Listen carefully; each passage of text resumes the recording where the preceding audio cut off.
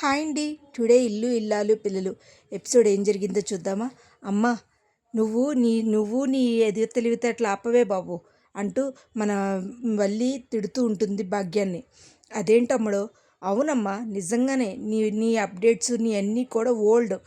నేను చేయబట్టాను కాబట్టే వాళ్ళు ఇంట్లోనే ఉన్నారు.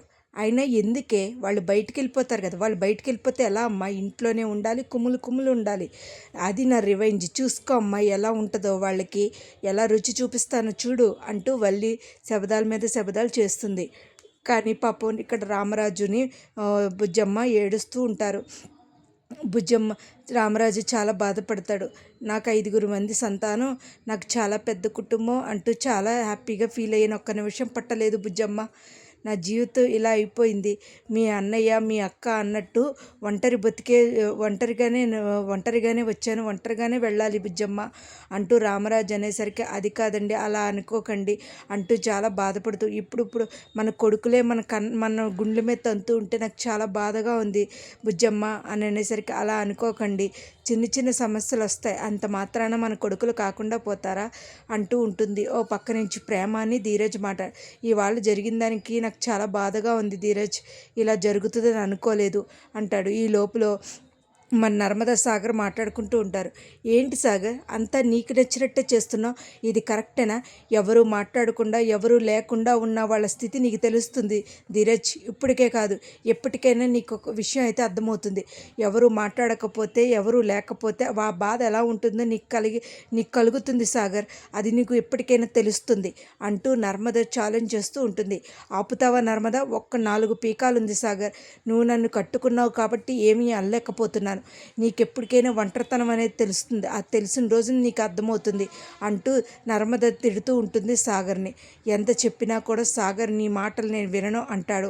ఇలా ఉండగా మన విశ్వకు మరి ఏం చేశాడో తెలీదు. కాలేజీలో అమూల్యను చాలా ఏడిపించాడని ఏదో చెప్తున్నాడు, కానీ అక్కడ ఏం జరిగిందో మనకైతే చూపించలేదండి.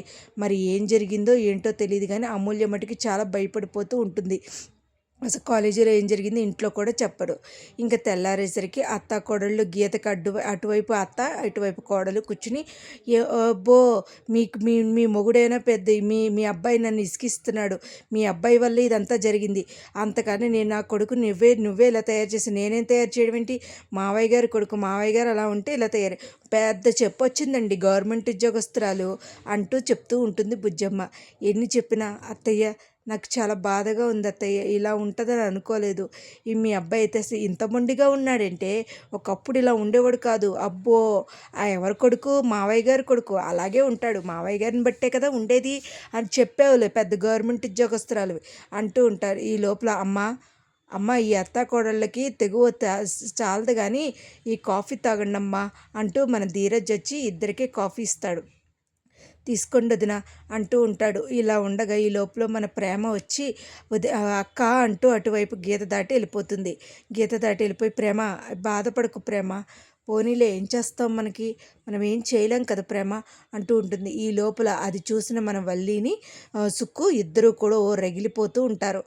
పోనీలే అనుకుంటారు. ఈ లోపల ఎప్పుడైతే మన ప్రేమ గీత దాటిందో అప్పుడు కరెక్ట్గా చూసి ప్రేమ అని గట్టిగా అరుస్తుంది. ఏమైందక్క, ఏంటి వాళ్ళక్క అంటే, నువ్వు ఆ గీతకు అటువైపు ఉంటే అర్థం ఏంటి, శ్రీరామ ఏమైందే అలా అరుస్తున్నావు అంటూ ఉంటుంది. అయినా మావయ్య గారు అంటే భయం లేదు, మావయ్య గారు మాట అంటే ఇది లేదు, ఇప్పుడు ప్రేమ వెళ్ళి అటువైపు మాట్లాడితే సాగర్ మరిది గారు వచ్చి తిడితే మళ్ళీ మావయ్య గారినే కదా అంటారండి, అత్తయ్య గారు మర్చిపోయారా అంటూ మన వల్లి చెప్తూ ఉంటుంది.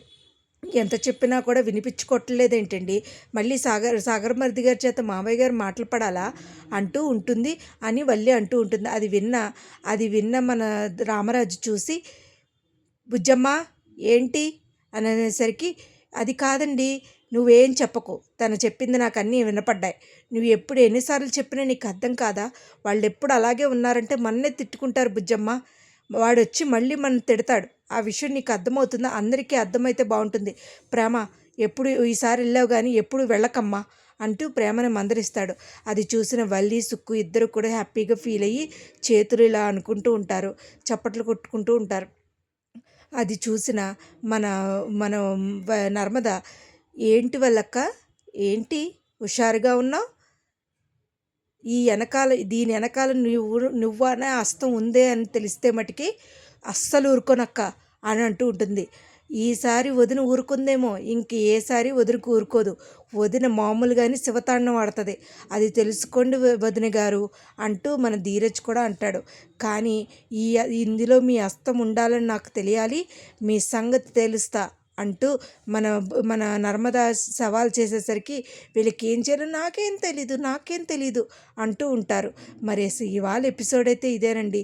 మరి రేపటి ఎపిసోడ్లో ఇంక ఇలా వీళ్ళిద్దరూ మాట్లాడుకుండగా మన ధీరజ్ చెప్తాడు, వదిన అస్సలు ఊరుకోదు, శివతాండం ఆడేస్తుంది అన్నప్పుడు ఇంకేం మాట్లాడి ఈ లోపల మన సాగర్ రెడీ అవుతాడు ఆఫీస్కి. ఏం చేసావు నర్మదా? జీడిపప్పు ఉప్మా సాగర్ అంటుంది. కానీ ఇంతకీ చూస్తే అందులో ఏమీ ఉండదు. మరి రేపటి ఎపిసోడ్లో ఏం జరుగుద్దో చూద్దాం. ఇదేనండి ఇవాళ ఎపిసోడ్. నా వీడియోస్ కనుక మీకు నచ్చినట్టయితే లైక్ చేసి, షేర్ చేసి, సబ్స్క్రైబ్ చేస్తారని కోరుకుంటున్నాను. మరి ఎందుకు ఉప్మా చేయలేదు, లేకపోతే వల్లి విషయం ఎందుకు బయట పెట్టట్లేదు, వల్లి వాటికి ఏం చేస్తారు అనేది నాకు తెలియాలండి. మరి రేపటి ఎపిసోడ్లో ఏం జరుగుద్దో చూద్దామా. నా వీడియోస్ కనుక మీకు నచ్చినట్టయితే లైక్ చేసి, షేర్ చేసి, సబ్స్క్రైబ్ చేయండి. Thank you so much. Thank you.